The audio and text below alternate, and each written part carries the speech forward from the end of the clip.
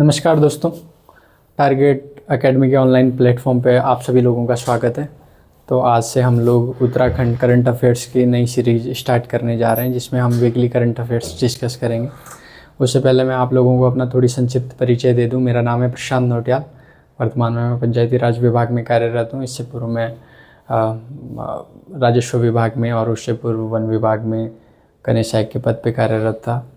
इसके अलावा मैंने 2021 से 2025 के मध्य तक यूकेएसएससी या यूकेपीएससी द्वारा संचालित विभिन्न ग्रुप सी की परीक्षाओं में अपना स्थान सुनिश्चित किया है। और अब मैं टारगेट एकेडमी के इस ऑनलाइन प्लेटफॉर्म के माध्यम से आपसे जुड़ के आपको अपने अनुभवों को बताऊंगा और पढ़ाई की क्या अच्छी स्ट्रेटजी हो सकती है, जिससे भी आप लोग भी अधिक से अधिक परीक्षाओं में अपना स्थान सुनिश्चित कर पाएँ और अपनी ड्रीम पोस्ट पा पाएँ। तो उसी के क्रम में आज हम स्टार्ट कर रहे हैं उत्तराखंड करंट अफेयर्स की ये सीरीज़। तो चलिए पहला क्वेश्चन देखते हैं। पहला क्वेश्चन है, उत्तराखंड में सतत विकास लक्ष्यों के तहत शुरू की गई पहली मासिक जिला रैंकिंग में प्रथम स्थान किस जिले ने प्राप्त किया है? तो इसका जो सही आंसर है वो है चंपावत, है ना। चंपावत जिले ने पहला स्थान प्राप्त किया है। 96 अंक इसने अर्जित किए हैं। इसके अलावा सेकंड नंबर पे बागेश्वर है और थर्ड नंबर पे है हमारा नैनीताल। ठीक है, तो ये जो एसडीजी है, देखिए हाल ही के वर्षों में क्या है कि एक शिफ्ट तो हुआ है। 2021 में भी हम परीक्षाएं दे रहे थे, 2025 में भी हमने परीक्षाएं दी हैं। 2021 का जो कनीय सहायक था उसमें मेरी ऑल ओवर उत्तराखंड 33वीं रैंक थी। और 2025 में जो जिसकी अभी अभिलेख सत्यापन चल रहा है, जिस भर्ती परीक्षा का कनीय सहायक का, उसमें भी मैं ऐसे ही अपीयर हुआ था, तो 64वीं रैंक है। तो एक जो शिफ्ट देखा हमने पैटर्न में, वो थोड़ी डायनामिक है। तो अप्रोच भी डायनामिक रखने की ज़रूरत है। और उस अप्रोच को डायनामिक हम किस तरीके से रख सकते हैं, अगर हमारी जो अप्रोच है वो होलिस्टिक हो, है, राइट। कि पहले क्या आता था कि फैक्चुअल क्वेश्चन आता था कि एक ही क्वेश्चन में आपके मतलब एक ही क्वेश्चन में आपका प्रश्न समाप्त हो जाता था। लेकिन अब जो प्रश्न है वो कथन कारक टाइप के हैं। एक ही प्रश्न में वो आपसे 5 चीज़ें जानने की अपेक्षा रख रहा है। तो अपनी समझ को विकसित करना और जो समग्र आपका समग्रता से चीज़ों को पढ़ना है और समझने का जो आपका एटीट्यूड है, नज़रिया है, उसमें थोड़ी बहुत चेंज लाना पड़ेगा कि हमें सिर्फ पढ़ना ही नहीं है, हमें चीज़ों को समझना भी है। और अगर किसी भी तरीके से वो डेली लाइफ में अप्लाई हो सकती हैं, हमारा नॉलेज कहीं से अप्लाई हो सकता है, तो उसके लिए भी विश्लेषणात्मक टाइप का बुद्धिमत्ता आपको प्रयोग में लानी चाहिए। तो चलिए इसको देखते हैं कि जैसे एसडीजी है ना। एसडीजी एक वाइड टॉपिक है। एसडीजी से हाल ही के वर्षों में बहुत सारे सवाल बने। अभी मुख्यतः शायद वीडियो या इससे पूर्व में जो कनीय सहायक की परीक्षा हुई थी, इसमें एसडीजी को लेके बहुत सारे सवाल बने थे कि पहले नंबर पे कौन सा एसडीजी गोल है, दूसरे पे कौन सा है, तीसरे पे कौन सा है, इसी टाइप के बहुत सारे सवाल है ना। तो उनके लिए आप क्या है कि एक ट्रिक बना सकते हैं। जो मैंने ट्रिक यूज़ करता था वो थी पंडित हरिहर।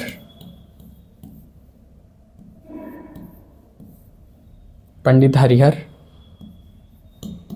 इंग्लैंड गए, वहाँ अच्छा 17 गोल्स हमने कवर करने। तो पंडित से आ गया P stand for poverty, right. And then Hari for H. Poverty के बाद क्या आता है, सबसे जो प्राइम कंसर्न रहता है वो हंगर का रहता है कि अगर हमने पॉवर्टी इरेडिकेट कर दी तो अब हमें क्या है, हंगर इरेडिकेट करनी है। अच्छा, हंगर इरेडिकेट होगी तो उसका प्रभाव पड़ेगा हेल्थ पे। तो H stand for good health, Harihar England गए। E for education. अच्छा, ये कौन सी एजुकेशन है, एजुकेशन फॉर ऑल या क्वालिटी एजुकेशन? ये है quality education, education for all नहीं है, ये है क्वालिटी एजुकेशन देनी है हमें, है ना। इससे एक सवाल भी बना था, मैं हाल ही के वर्षों में देख रहा था एसडीजी से जो सवाल बना था कि एसडीजी के गोल्स में क्वालिटी एजुकेशन है या एजुकेशन फॉर ऑल है। तो ये है क्वालिटी एजुकेशन। ठीक है, कहाँ गए थे, इंग्लैंड गए। और वहाँ W stand for water sanitation, है ना, वाटर एंड सैनिटेशन, जल और स्वच्छता। और G stand for gender equality, equality, right. Pandit Harihar England गए, वहाँ, अच्छा अब आगे जाते हैं हमें, वहाँ इंग्लैंड की ग्रोथ और इनोवेशन को देखकर उन्होंने क्या किया, इंडिया को 3 मंत्र दिए उन्होंने। क्या थे 3 मंत्र? 3 तो कपूर थे, ट्रिपल सी, है ना, 3 कपूर, ठीक है। पहले हम यहाँ तक करते हैं। वहाँ से वो गए थे इंग्लैंड,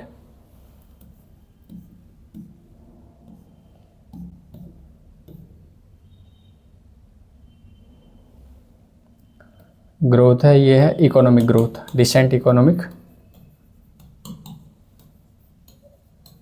ग्रोथ। ये इंग्लैंड से है, अफोर्डेबल एनर्जी, क्लीन एनर्जी, है ना, अफोर्डेबल क्लीन एनर्जी, ठीक है। इनोवेशन से industry and innovation, industries and innovation. Then India I stand for inequality, क्योंकि इंडिया में सबसे ज़्यादा इनइक्वालिटी ही विद्यमान है ना।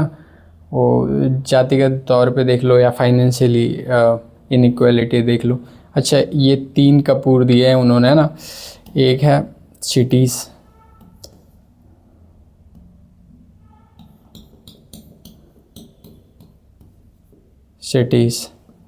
एक है रिस्पॉन्सिबल कंजप्शन।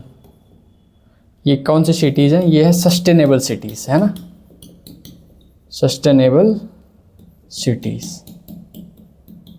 अच्छा, रिस्पॉन्सिबल कंजप्शन है,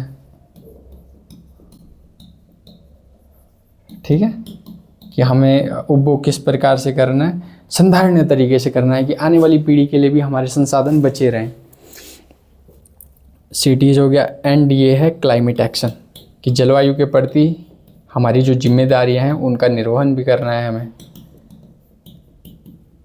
तो पंडित हरिहर इंग्लैंड गए, ठीक है। इंग्लैंड की ग्रोथ और इनोवेशन को देख के उन्होंने इंडिया को 3 मंत्र दिए। 3 मंत्र में पहला मंत्र था 3 कपूर, ठीक है। अच्छा, 3 कपूर के बाद उन्होंने 2 लहसुन का मंत्र दिया था और 2 प्याज का जी।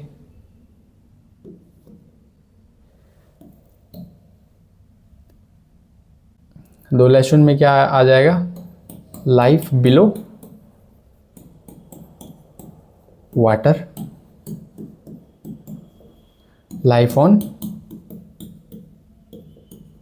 Land, P for piece, Shanti, justice न्याय, और अंतिम में आपका बचता है स्ट्रॉन्ग इंस्टीट्यूशन। अच्छा, एक क्वेश्चन और था, वो क्वेश्चन ये था कि प्रेस फ्रीडम किस एसडीजी का भाग है? तो स्ट्रॉन्ग इंस्टीट्यूशन का भाग है, और ये है एसडीजी नंबर आपका 16, ठीक है। तो एक क्रमागत रूप से आप याद रखना। एंड लास्ट था पार्टनरशिप। अब क्योंकि ये गोल है वैश्विक गोल, तो इसके लिए सामूहिक सहभागिता हमारी बहुत ज़रूरी है, पार्टनरशिप टू अचीव गोल्स। तो ये पंडित हरिहर वाली ट्रिक आप याद कर सकते हैं। अच्छा, एसडीजी से और बहुत अच्छी ट्रिक है, इजीली याद भी हो जाएंगे, और इससे जो भी सवाल बनेंगे वो आप इजीली उनको क्रैक भी कर सकते हैं सवालों को।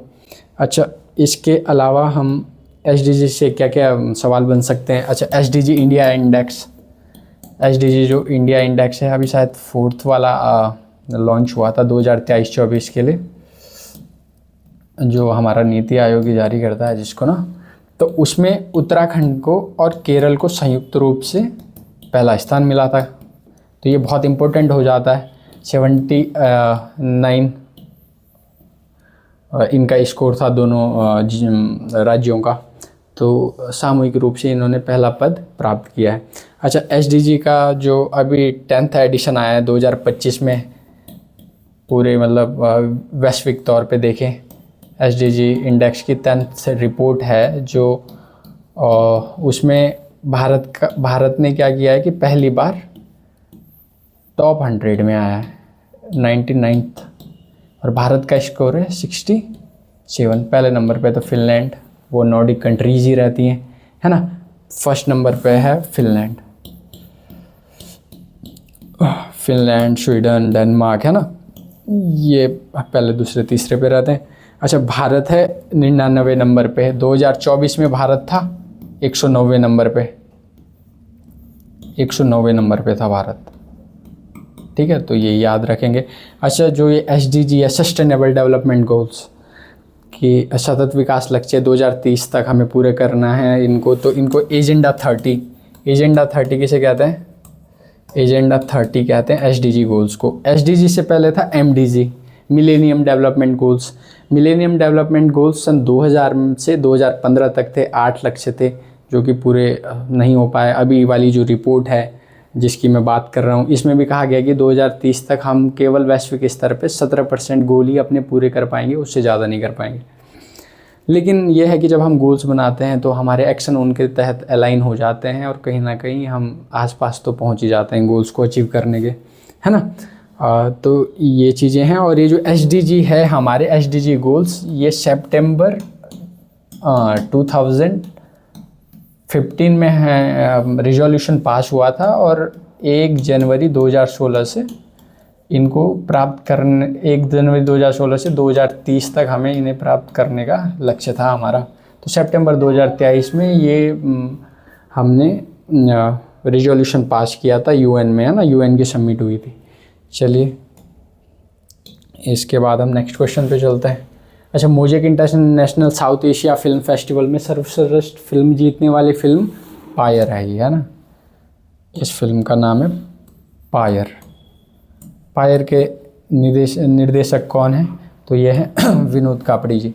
विनोद कापड़ी जी पायर मूवी के डायरेक्टर हैं। इसमें 2 बुजुर्ग दंपतियों की कहानी है, और इस मूवी ने बहुत सारे नेशनल इंटरनेशनल अवार्ड भी जीते हैं। अच्छा, एक ये है KD मुनियाल जी, इन्होंने अभी एक बहुत ही अच्छी मूवी डायरेक्ट की है, वो है टिंचरी माई द अनटोल्ड स्टोरी, है ना, द अनटोल्ड स्टोरी। तो ये इम्पोर्टेंट है। टिंचरी माई बुक के लेखक हैं कुलदीप रावत। अच्छा, ये है ऋषभ कोहली, दिसम नहीं है, ये है ऋषभ कोहली और प्रशांत उपाध्याय। इन दोनों ने भी एक डॉक्यूमेंट्री अभी डायरेक्ट की थी, और उस डॉक्यूमेंट्री का नाम था द ग्रेट हिमालयन रेस्क्यू।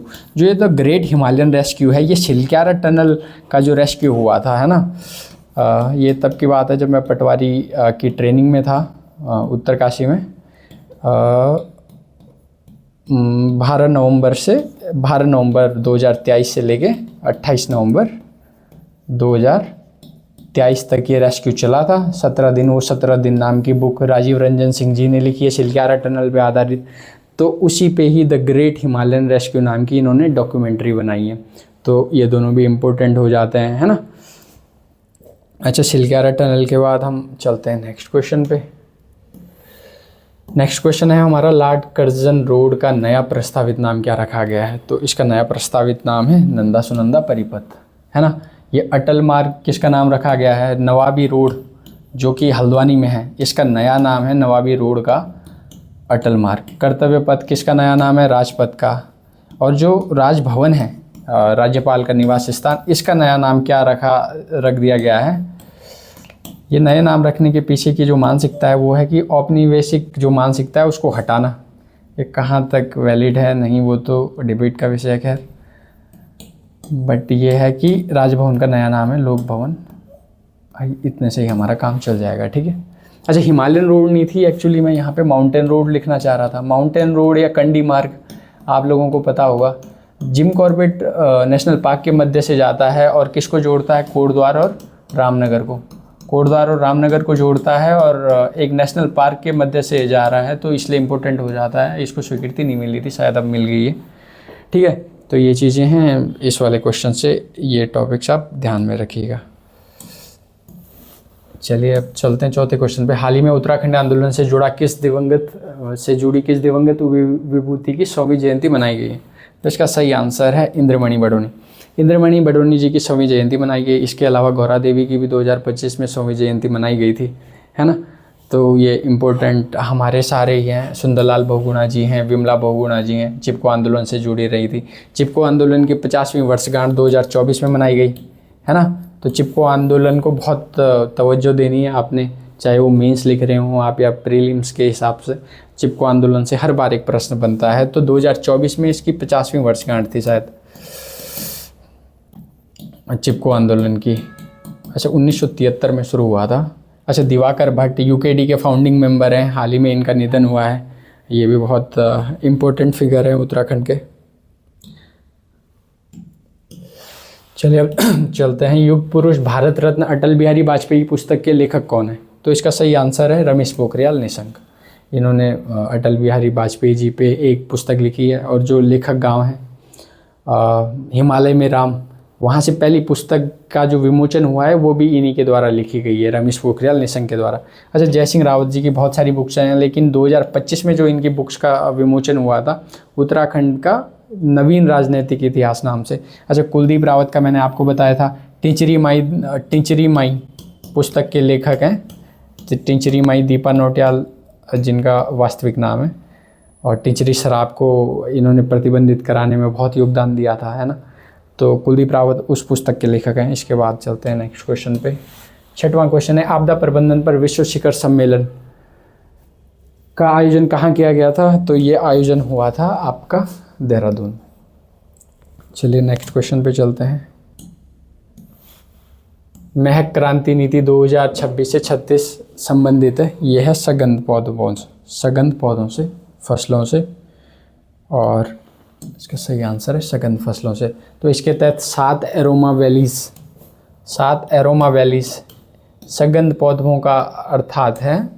जैसे तिमूर वैली है पिथौरागढ़ में, मिंट वैली है उधम सिंह नगर में, मिंट है, लेमन ग्रास है, और ये हरिद्वार में भी विकसित की जा रही हैं, है ना। ऐसी चमोली में और अल्मोड़ा में भी विकसित की जा रही हैं आपकी। तो सघन पादप वो होते हैं जिनसे इत्र बनाई जा सकती है ना।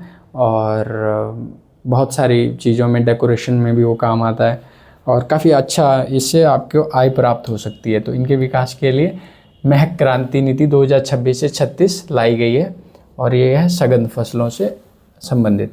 अच्छा, 8वां क्वेश्चन है, सामान्य श्रेणी के अपराधों से जेल की सज़ा का प्रावधान समाप्त करते हुए जो 7 अलग अलग एक्ट थे उनके स्थान पे एक नया एक्ट लाया गया है, और उसका नाम है जन विश्वास एक्ट 2025। तो जो छोटे मोटे अपराध थे जिनमें 5-6 महीने की जेल का प्रावधान था, तो किसी किसी का कम कर दिया गया है 3 महीने, और जहाँ पे 3 महीने था वहाँ से घटा के वहाँ पे सिर्फ आर्थिक अर्थदंड लगाया गया है, और बाकी उनसे सुधारात्मक पहल है ये, और ये हटा दिया गया है, जन विश्वास एक्ट लाया गया। सूर्य किरण 2025 सैन्याभ्यास का आयोजन कहाँ किया गया? ये 19वां संस्करण है, और इसका आयोजन किया गया पिथौरागढ़ में। इससे पहले जो 18वां संस्करण था उसका आयोजन किया गया था सलझंडी नेपाल में। 18वां संस्करण सलझंडी नेपाल में, है ना। तो इसके अलावा दस्तलिक भी होता है उत्तराखंड में। इस बार तो दस्तलिक पुणे में हुआ, भारत और उज्बेकिस्तान के बीच में, लेकिन इससे पहले हमारे उत्तराखंड में हुआ था। तो ये युद्धाभ्यास भी आपको ध्यान में रखना है। चलिए नेक्स्ट क्वेश्चन पे चलते हैं। ये 10वां प्रश्न है, पानी उगाओ जल संरक्षण अभियान से संबंधित व्यक्ति हैं। ये हैं हमारे मोहन चंद्र कांडपाल। पेशे से शिक्षक हैं लेकिन पर्यावरणविद भी हैं, और वर्षा जल संचयन और जल संरक्षण के प्रति इन्होंने बहुत सारी जागरूकता भी फैलाई है। एक रिक्शन नदी है, उनको भी इन्होंने पुनर्जीवित किया गया है। तो इनको 6वां राष्ट्रीय जल पुरस्कार मिला है। 6वां राष्ट्रीय जल पुरस्कार प्राप्त किया है मोहन चंद्र कांडपाल ने, और ये हैं हमारे अल्मोड़ा से, ठीक है। इसके अलावा पुरमल सिंह धर्मशक्तु जी हैं। एक तो इनका निधन हुआ है हाल ही में। ये पर्वतारोही भी हैं, और इसके अलावा समाजसेवी भी हैं। इन्होंने हाल ही में अपने निधन के बाद इन्होंने अपना शरीर दान कर दिया था PGI हल्द्वानी को, है ना। दीवान सिंह रावत हैं, कुमाऊं विश्वविद्यालय के कुलपति हैं। इनको इंडियन नेशनल साइंस ने नेशनल ऑनर दिया है ना, नेशनल साइंस ऑनर दिया है इनको। इन्होंने, ये रसायन शास्त्री हैं मूल रूप से, और पार्किंसन नामक मानसिक बीमारी पे भी इन्होंने शोध किया था, जिसके कारण इनको इस ऑनर से नवाजा गया है। इसके अलावा विजय जरदारी हैं, बीज बचाओ आंदोलन के प्रणेता हैं। ये हेवल घाटी में काफ़ी सक्रिय रहे हैं, हेवल घाटी से ही हैं। और चलिए नेक्स्ट क्वेश्चन पे चलते हैं। हाल ही में प्रागैतिहासिक काल से संबंधित स्थल धूलिकोट किस जनपद में स्थित है? तो धूलिकोट प्रागैतिहासिक काल से संबंधित एक स्थल है जो अल्मोड़ा में है। और इसके अलावा मुनिया चौरा, मुनिया की चौरा, मुनिया ढाई के नीचे है, वहाँ पे भी कप मार्क्स मिले थे। तो इम्पोर्टेंट जो आजकल खोजें हो रही हैं प्रागैतिहासिक से हो या नवपाषाणिक स्थल से हो, तो उनको आपको ध्यान में रखना है। चलिए 12वें सवाल पे चलते हैं। 8वां अंतर्राष्ट्रीय रामायण सम्मेलन 2025 का आयोजन कहाँ किया गया? तो ये आयोजन हमारा किया गया है IIT रुड़की में। चलिए नेक्स्ट क्वेश्चन पे चलते हैं। 13वां, उत्तराखंड का पहला JNG पोस्ट ऑफिस किस जनपद में स्थापित किया गया? तो पहला JNG पोस्ट ऑफिस किया गया है हमारा पौड़ी में, Govind Ballabh Pant institute of engineering and technology घुड़दौड़ी में ये स्थापित किया गया है। और JNG पोस्ट ऑफिस इसलिए कहा गया है क्योंकि इसमें आधुनिक पहलें की गई है ना, डाकघर का आधुनिकीकरण किया गया है और नवीन पीढ़ी को डाकघरों से जोड़ने की ये पहल है, इसलिए इन्होंने पहला JNG पोस्ट ऑफिस खोला है पौड़ी में, है ना। यह है कविता चंद किस क्षेत्र से संबंधित है? कविता चंद है पर्वतारोहण से संबंधित है। अच्छा, 7 समिट चैलेंज में ये भाग ले रही हैं और अभी तक इन्होंने 2 समिट पार कर दिए हैं। पहला जो हाजिकल इन्होंने किया था वो है माउंट विंसन। माउंट विंसन है अंटार्कटिका की सबसे ऊंची चोटी। इसके अलावा है माउंट एल्ब्रूस। माउंट एल्ब्रूस है, ये है रूस में और ये यूरोप की सबसे ऊंची चोटी है ना। इसके अलावा 7 समिट में कौन कौन से आ जाएंगे? 7 कॉन्टिनेंट के 7 सबसे ऊंची चोटी, जिसमें माउंट एवरेस्ट, ठीक है, ये एशिया की सबसे ऊंची चोटी है। अफ्रीका की सबसे ऊंची चोटी माउंट किलिमंजारो तंजानिया में है ना। और साउथ अमेरिका की सबसे ऊंची चोटी है माउंट एकांगुआ, चिली में है।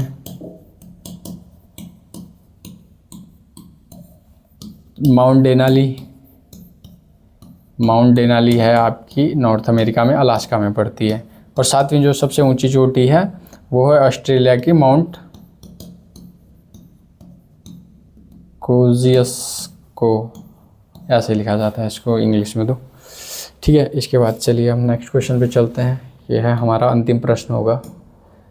ये अंतिम प्रश्न है, हाथी गणना के आधार पर उत्तराखंड का कौन सा स्थान है? तो हाथी गणना के आधार पर उत्तराखंड का है 5वां स्थान। 5वां स्थान 1792 यहाँ पे हाथियों की जनसंख्या है। अच्छा, इसके अलावा पहला स्थान किसको मिला है? पहला स्थान मिला है कर्नाटक को। दूसरा स्थान किसको मिला है? दूसरा मिला है असम को।